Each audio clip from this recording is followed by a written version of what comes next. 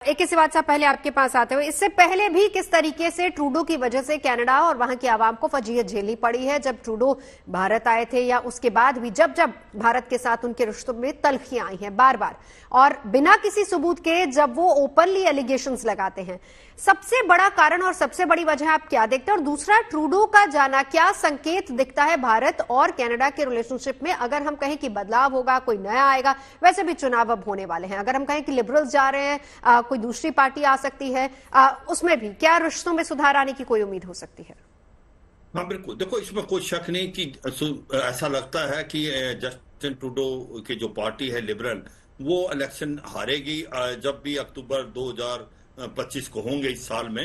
क्योंकि जिस प्रकार से अभी फीडबैक मिल रहा है, पब्लिक ओपिनियन है कि जस्टिन ट्रूडो के कारण जो लिबरल पार्टी है उसकी जो अप्रूवल रेटिंग सबसे कम होगी इस समय। और उसकी वजह 3-4 हैं। एक तो जैसे एम्बेसडर साहब ने बताया कि अनएम्प्लॉयमेंट बहुत है, इन्फ्लेशन है, इकोनॉमी बहुत स्लगिश है, इलीगल माइग्रेशन भी हो रही है कनाडा से अमेरिका में, वहां पर ड्रग्स का भी एक बड़ा प्रॉब्लम है।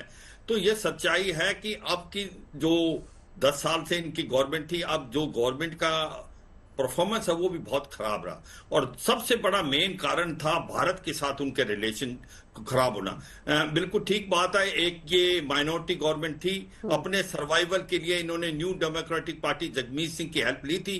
वो एक प्रकार से खालिस्तानी एक्टिविस्ट हैं, वो खालिस्तानी सपोर्टर हैं। और ये जो हरजीत सिंह निज्जर, जिसको ऐसा लगता है कि जो इनके अंदर राइवलरी चलती, ग्रुप राइवलरी, उसके अंदर उसको मारा गया था। भारत की तरफ बिना सोचे समझे इन्होंने उंगली उठाई, जो एलिगेशन लगाई, उसके बाद ना कोई कॉन्क्रीट प्रूफ दे चुके, ना क्रेडिबल प्रूफ दे चुके, और इतने रिलेशन खराब कर लिए कि हमारे और उनके बीच के अंदर जो फ्री ट्रेड एग्रीमेंट होने वाला था, हाँ। वो भी कोल्ड स्टोरेज में चला गया, वीजा की प्रॉब्लम आ गई। तो कहने का मतलब है आज की तारीख में भारत एक बहुत बड़ी इंपॉर्टेंट डेमोक्रेसी है, और भारत के साथ रिश्ते खराब करना ये जस्टिन ट्रूडो की सबसे बड़ी बेवकूफी थी। उन्होंने बिना सोचे समझे जिस प्रकार से एलिगेशन लगाई और उसके बाद कोई प्रूफ नहीं दे पाए। दूसरी बात यह है कि सच्चाई है कि इनके जो रिलेशन है डोनाल्ड ट्रंप से कुछ अच्छे नहीं रहे हैं।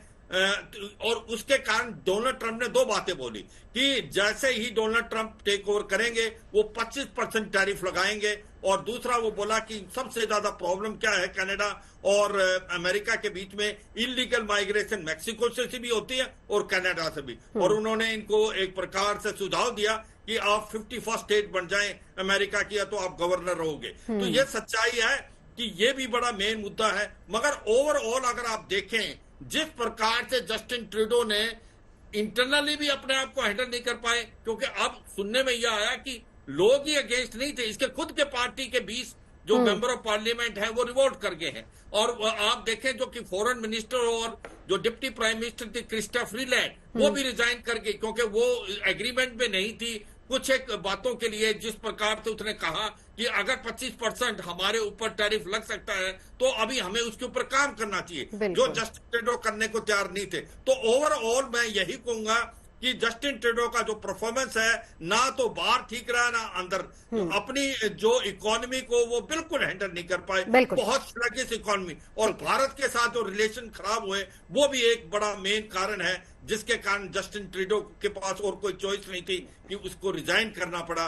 इससे पहले कि 20 जो अक्टूबर है 2025, जब इनकी पूरी की पूरी एक प्रकार से ये खत्म होती, जो इस बार की जो इन्होंने इलेक्शन जीते थे। बिल्कुल।